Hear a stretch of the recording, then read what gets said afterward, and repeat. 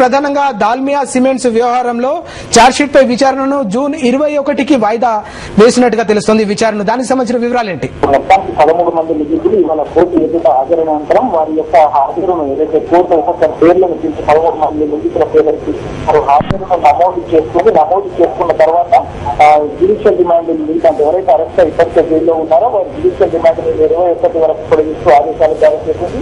ఆ మిగతా నిందితులు ఎవరైతే కోర్టు సమన్లు అందుకున్నారో ఆ సమన్లు అందుకున్న వారందరూ కూడా మళ్ళీ వాయిదా 21 తేదీకి వాయిదా వేయడం జరిగింది. అదేవిధంగా సొంత పూర్తి ఖర్చుని కూడా ఈ 21 తేదీలోపు కోర్టుకు సమర్పించాలని చెప్పేసి కూడా వారికి ఏదైతే నిందితులు ఉన్నారో నిందితులు వరకు న్యాయవాదులకు ఆదేశాలు జారీ చేసింది. వారు కూడా ఈ 21 తేదీలోగా తాము షూరిటీస్ ని కోర్టు ముందు ఉంచుతామని చెప్పేసి కూడా కోర్టుకు హామీని ఇవ్వడం జరిగింది. అనంతరం వైఎస్ జగన్మోహన్ రెడ్డి న్యాయవాది ఒక మేము సిబిఐ కోర్టులో మేము దాఖలు చేయడం జరిగింది. వైఎస్ జగన్మోహన్ రెడ్డి ఆయన కుటుంబ సభ్యులతో మాట్లాడేందుకు ఒక గంట సేపు అనుమతిని ఇవ్వాలని చెప్పేసి ఆ మేము దాఖలు చేశారు. దాన్ని పరిశీలించిన సిబిఐ ప్రత్యేక కోర్టు న్యాయమూర్తి కుటుంబ సభ్యులతో జగన్మోహన్ రెడ్డి కుటుంబ సభ్యులతో మాట్లాడేందుకు ఈ మధ్యాహ్నం 12 గంటల వరకు అనుమతిని ఇవ్వడం జరిగింది. ప్రస్తుతానికి విజయమ్మ, వైఎస్ భారతి అదేవిధంగా అత్యంత సన్నిహిత ఎవరైతే కుటుంబ సభ్యులు ఉన్నారో వారందరూ కూడా వైఎస్ జగన్మోహన్ రెడ్డితో ప్రస్తుతానికి ఏదైతే సిబిఐ ప్రత్యేక కోర్టు పక్కన ఉన్న ఒక రూమ్ లో మాట్లాడడం జరుగుతుంది. 12 గంటల వరకు వారు వైఎస్ జగన్మోహన్ రెడ్డితో మాట్లాడతారు. మాట్లాడిన అనంతరం 12 తర్వాత వైఎస్ జగన్మోహన్ రెడ్డిని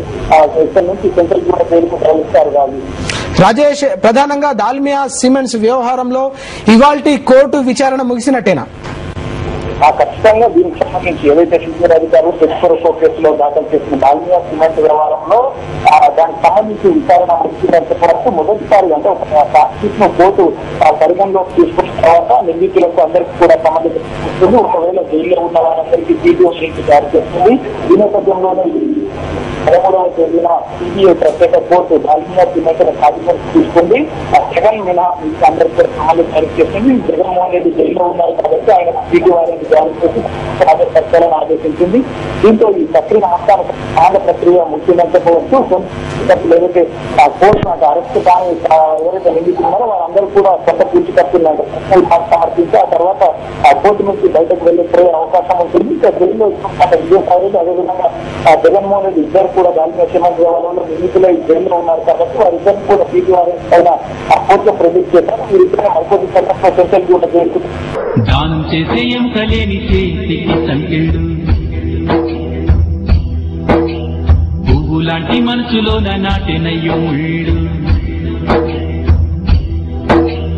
కనువుకెన్ని గాయాలైనా మాసిపోవునంట మనసుకొక్క గాయమైన మాసిపోదుమంట మంచితనాన్ని పంచిన చోటే వంచన రాజ్యం చేస్తోంది వేల మనసుల్లో వేలుపు దొరను నేరస్తుడిగా చూస్తోంది కారుమపు సూర్యుని దాచిపెట్టగలదా కాలుతున్న నిప్పుకు చెదపట్టగలదా పెద్దాయనా నువ్వు 1000 ఏళ్ళు వర్ధిల్లు పెద్దాయనా